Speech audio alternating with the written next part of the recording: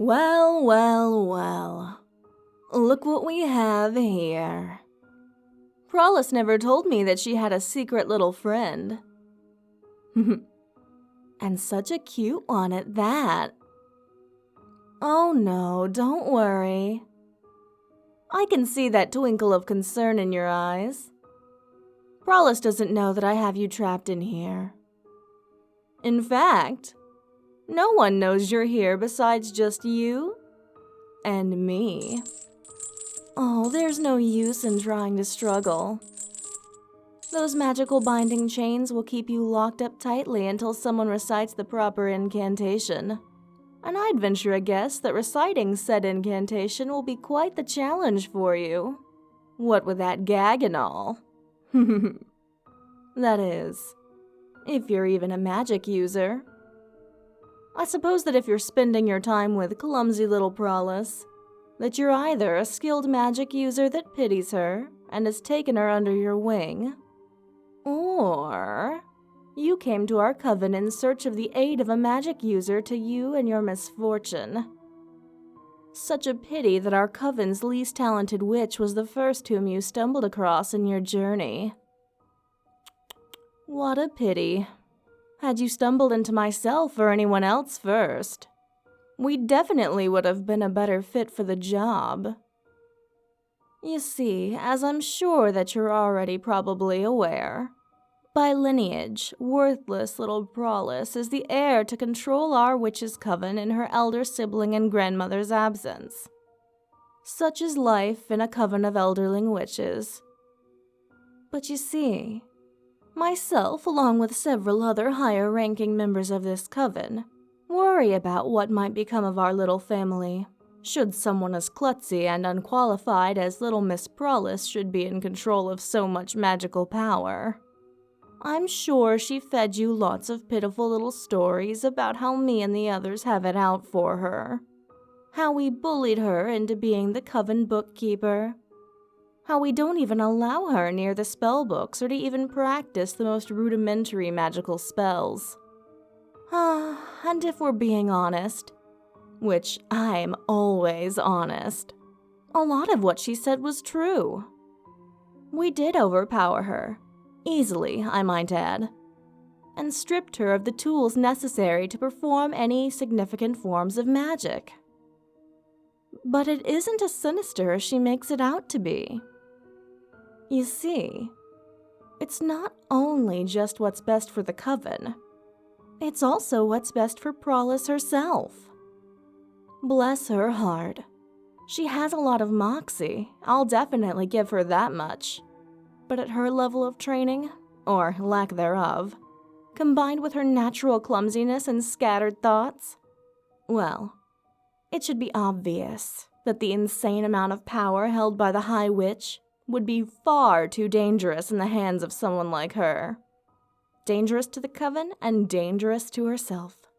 I do what I do, and I treat her the way that I treat her because I care about Prowess. I really do. In fact, the reason why I captured you and brought you down here is because I care about her. You see, the High Council will be paying us a visit over the next couple of days, as I'm sure Prowess has already made you aware. They're doing a wellness visit to ensure that the coven isn't falling apart in the absence of our true leader. Originally, the plan was just to keep Prowess out of the spotlight, and to advise the council in private of our concerns in having such an inexperienced and accident-prone interim High Witch. After which I would volunteer to officially take her place as acting High Witch in the interim of our leadership. I'll be completely transparent with you. My intention is not only to ensure the safety of Prowess and the rest of the coven, but also to demonstrate to the High Council that after so many hundreds of years, it's time for a new bloodline to inherit the role of the High Witch.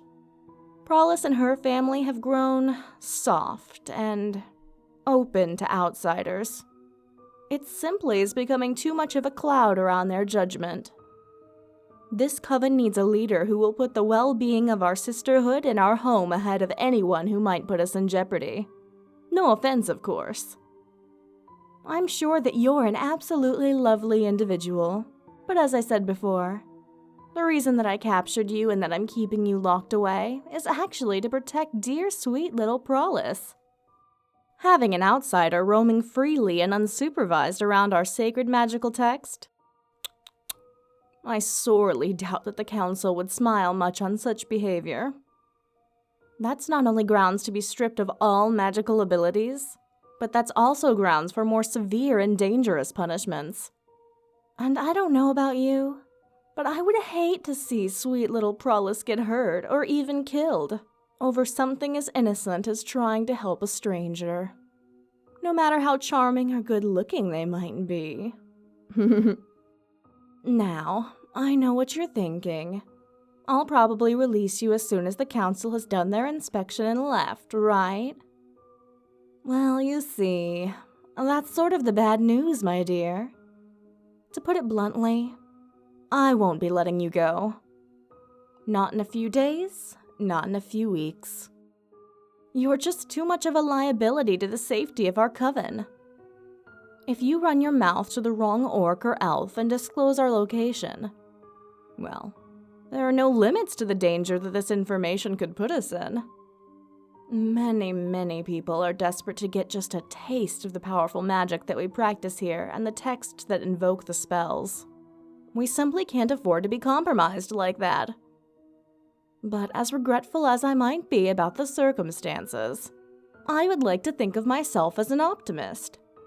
If you're gonna die trapped here with me, I might as well experiment on you while you're still alive. I mean, there's no point in wasting the opportunity to glean some knowledge and practice some new forms of magic when it's bound and gagged right in front of me. Oh, settle down. I'll try to do my best to remember to use some spells to nullify any pain that you might feel during any of my experiments. Although, it might be hard to gauge if the spells or potions are working correctly if you can't actually feel the pain they are meant to inflict. Either way, you can rest easy now, knowing that your death will be for a noble cause that will benefit not only myself and my research, but also Prollis and the other witches of this coven. You are awfully cute, though.